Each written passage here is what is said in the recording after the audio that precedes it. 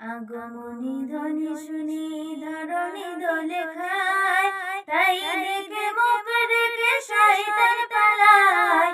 উটের যোগ হচ্ছে কাবায়, এক আল্লাহর সাক্ষ্য এলো দুনিয়ায়। আগমনী ধ্বনি শুনি ধরণী দোলে খায়, আমে দুধে মিশে যে পেস্তার হয়, সেই রং লেপা ছিল নবীজির গায়ে মায়। মতিমালা গাঁথা ছিল বত্রিশ হাত, দেখে মনে হয় যেন দ্বাদশের চাঁদ। মতিমালা গাঁথা ছিল বত্রিশ হাত, দেখে মনে হয় যেন দ্বাদশের চাঁদ।